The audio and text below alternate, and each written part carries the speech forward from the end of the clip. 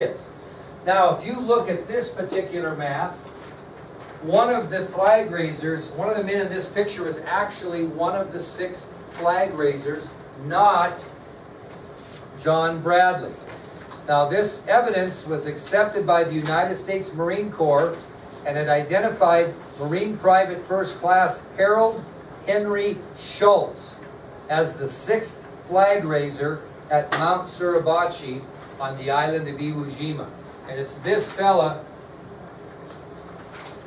you want to circle him right here. Now, I'll kind of tell you why. Okay, kind of see if you can figure out which guy it is. You're going to get a chance when I show you the video. And he was identified partially by the rifle that he is lifting up in the photo. And this will all be explained to you. So, if you look right here, yep, right here, this guy right here is Harold Henry Schultz. Yes, Harold Henry Schultz, and you're going to be able to identify him, and I'm going to show you a video, by virtue of his rifle. Now, here's the thing I want you to know. It wasn't a trade-off. It wasn't a trade-off, Bradley for Schultz. They actually had Marines in wrong positions. Okay? And they identified that the person that was supposed to be Bradley didn't fit the bill, and he actually turns out to be one of the other flag raisers, and this Schultz takes that flag raiser's spot. And this was identified 70 years after it happened. Yep. This is, we're talking about only the 2nd flag raising of this deal here. Yep. Now listen, hey. What? So who's out? Yeah. John Bradley. Who's in? No, he wasn't there in a different spot. Schultz actually, Bradley's spot was misidentified. There's another soldier in the picture that wasn't really where they said he was. He was where Bradley was. And Schultz came in and took the place of where that soldier is. But Hannah has a great question. Why did John Bradley, and I don't want to make it sound this critical, it's not, why would he live this fib for 70 years? Why would he do that? Do you think he knew whether he was in the picture or not? Well, you probably know whether you lifted the flag up or not, right? But what happened? What was important to President Eisenhower? President Roosevelt, sorry. Yeah, that he identified those people and get them home. Bradley and Gagnon and Hayes came home.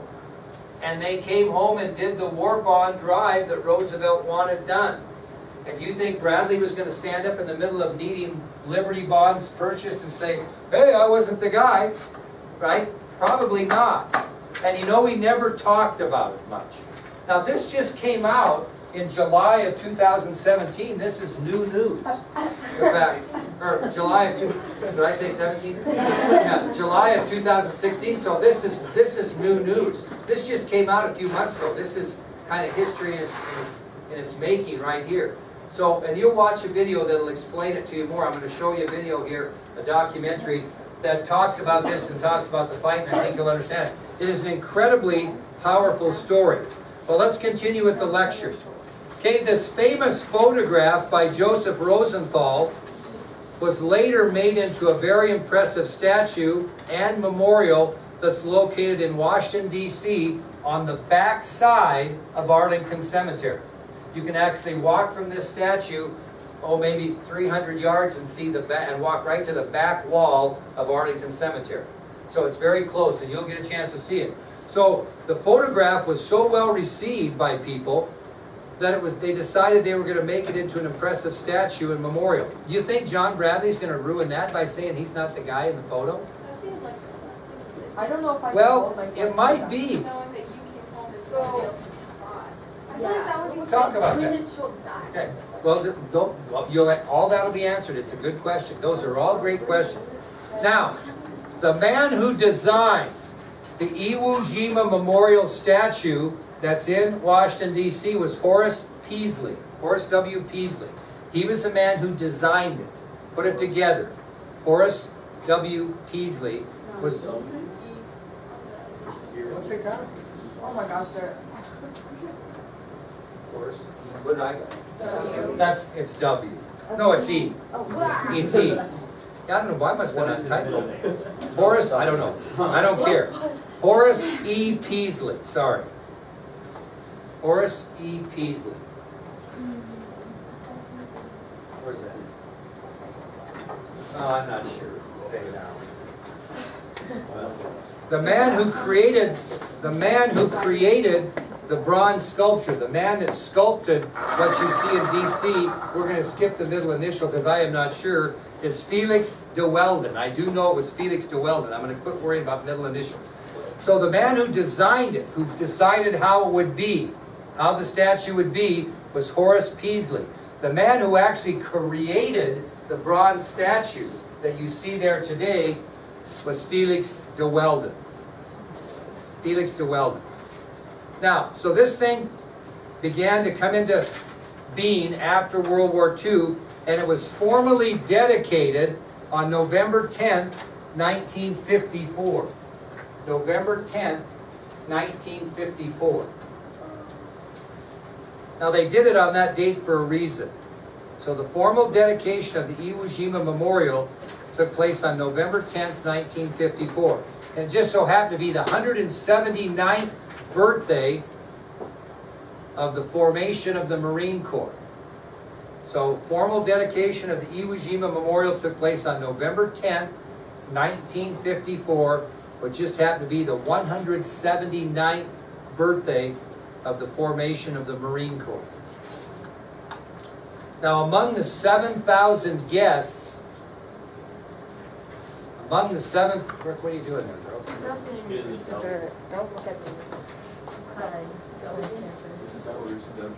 Both of them? I think one's an E and one's a W. Which one's a W? Horace? Peaslee's W and Felix is E, if you care. Now, the formal dedication of the Iwo Jima Memorial took place on November 10th, 1954, on the 179th birthday of the formation of the Marine Corps, and there was 7,000 people that were invited to that ceremony. Among those was President Dwight D. Eisenhower, who at the time, as we mentioned, went from a commanding general in the World War II to the President of the United States.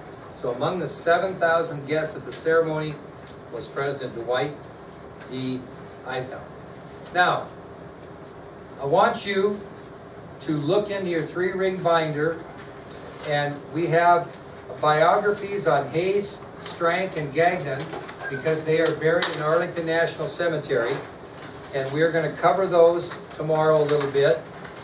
And there's also an excerpt from the book Flags of Our Fathers that was written. We're going to talk about that a little bit tomorrow.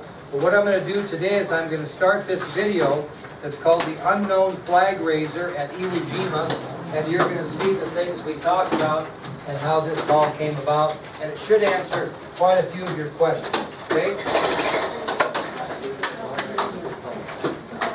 Will, if you would do me a favor, please, and get the lights in the door.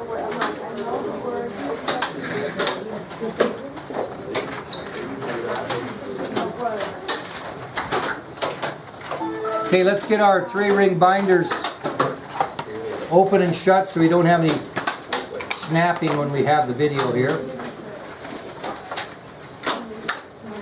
This is very good. I think you'll enjoy it immensely.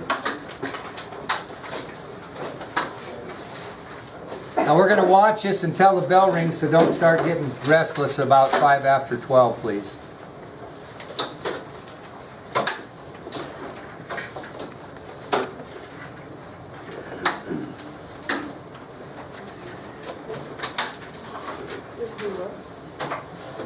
This also gives you some good footage as well, so you'll get an idea what happened. It's not like what we watched the other day, though, so don't worry about that.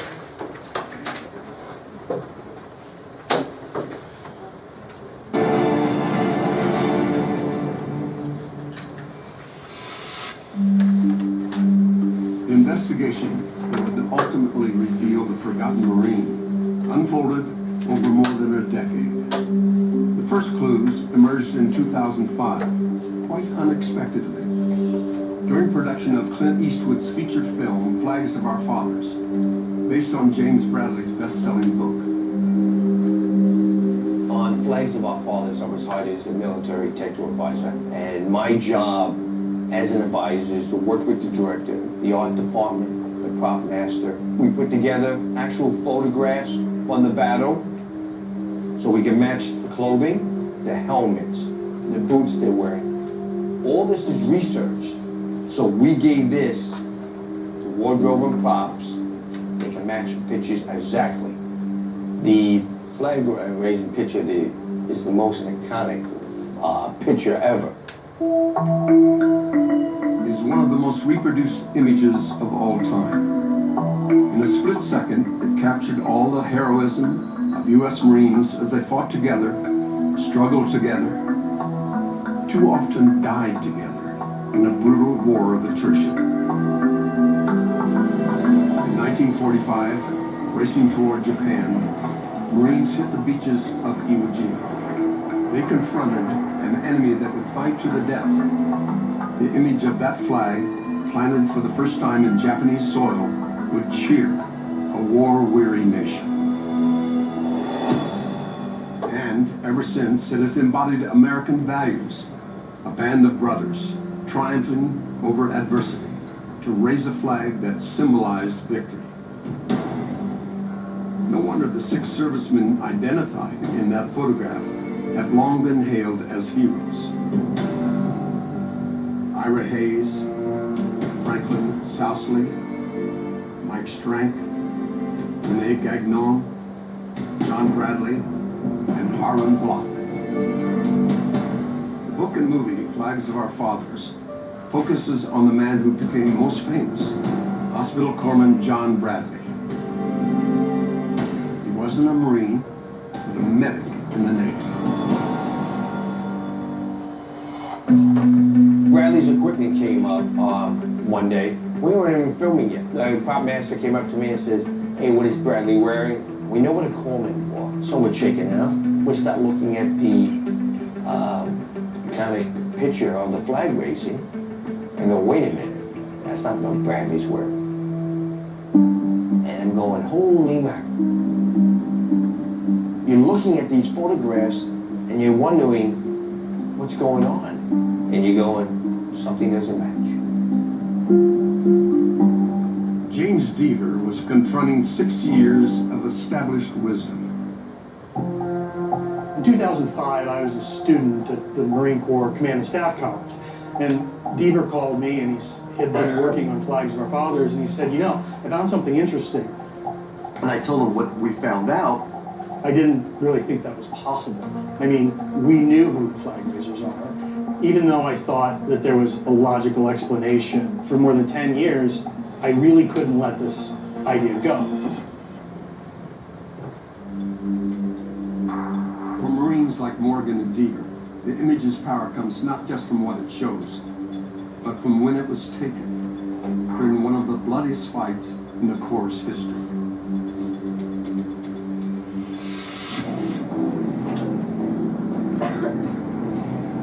By early 1945, the U.S. has been at war for over 3 years.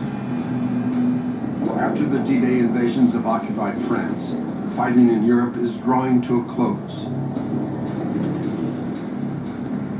But in the Pacific, war against the Empire of Japan still rages.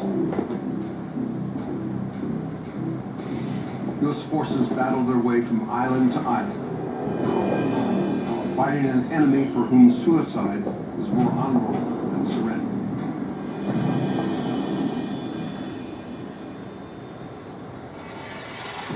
But to launch an attack on the Japanese heartland itself, they must first conquer a speck of land called Iwo Jima.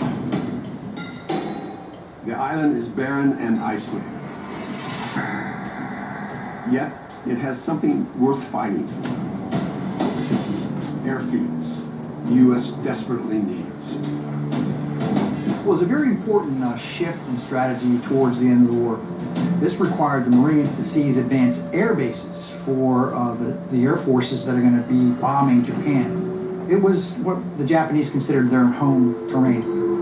But but it's a midway point between the Marianas Islands, where the B-29 superfortresses are launching from, and the Japanese home islands. The Japanese defenders are dug deep into the volcanic rock in a series of bunkers and connecting tunnels.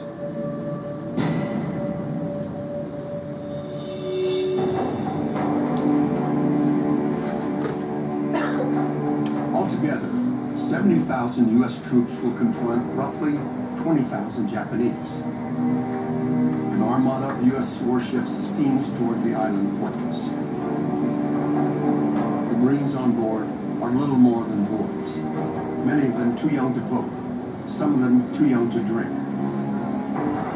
Most had never heard of Iwo Jima before this. They can have little idea of the hell that waits for them. This was the first time I've seen combat, yes, sir. I had veterans around me that said, don't worry, you know, hey, that'll be all right. We'll be out of here in a day or two. Nothing to it, a piece of cake, they'd say, you know. There's 45,000 Marines going to hit this island, and it's only 8 square miles. They forgot to tell us there's 22,000 Japanese defending.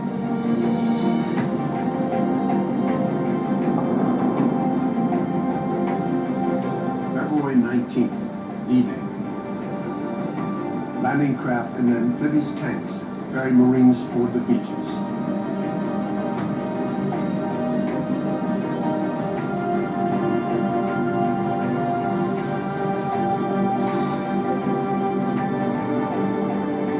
They scramble ashore, and the nightmare begins.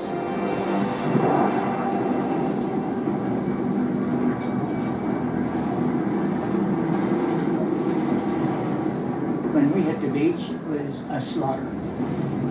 The boat next to us had a direct hit from the mountain.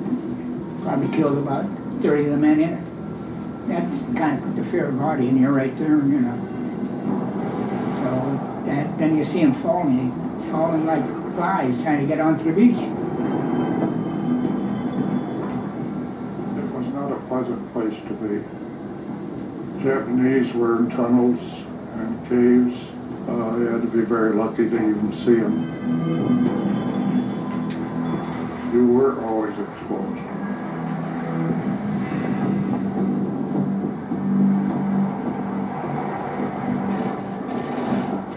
There is no place to hide.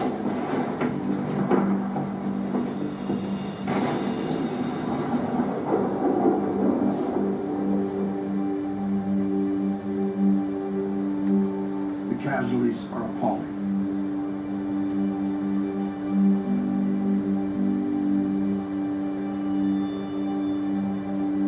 A Marine is struck down roughly every 30 seconds. By the end of the first day, over 2,000 will be dead or wounded.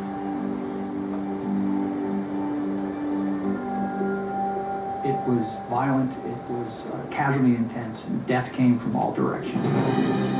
Much of the hail of lead and steel comes from the island's high ground, a dormant volcano named Mount Suribachi.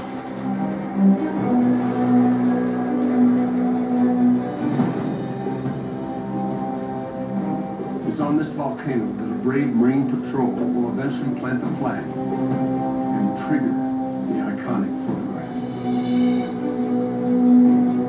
Almost 70 years later, and over 6,000 miles away, a reporter is about to get a lead that will raise a giant question mark over the official record of that image.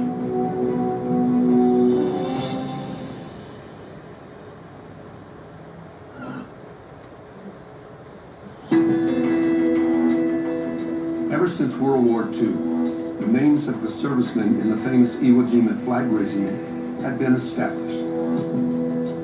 But evidence has emerged that one of the men was misidentified.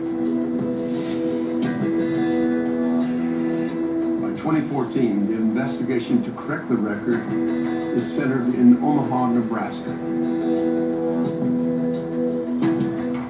I was at my desk. An email popped in. It was from a man I didn't know named Eric. And he wanted me to look at some research he'd been doing on World War II. I think he mentioned Iwo Jima but it was pretty general. The day that I was going to meet him, I was going to show up, be really polite, shake his hand, hear him out for maybe 15, 20 minutes, and never think about it again. He started showing me his photos and his research, and I was there for 3 hours. And as he started walking through it, I went from, this is crazy, to, oh my gosh, this is starting to make sense, to, I completely believe this guy and what he's saying. The man that Hansen met with was amateur military historian Eric Crelly. My real true passion is military history, collecting, just studying World War II, Korea, the Vietnam War. My uncle, Robert Wayne Boritson, who was with the 13th Marine Artillery Regiment, was in the 5th Marine Division. He landed on Iwo Jima on D-Day, February 19th, 1945. In 2012, I started a website called 5thMarineDivision.com to start recognizing what the members of the 5th Marine Division did in World War II. And over the years, it became more of a situation where people were contacting me and sending in information. In late 2013, Crelly is contacted through his website by a man in Ireland. Stephen Foley has no connection whatsoever to the U.S. Marine Corps, yet he shares Crelly's fascination with Iwo Jima. And like the flags of our father's technical advisor, he had questions about the clothing and equipment worn by the most famous flag raiser, Medic John Bradley. Okay, let's just talk a minute. So we'll finish this tomorrow. I think you'll really enjoy it. And Bradley's going to be the focus. And what are they going to concentrate on again?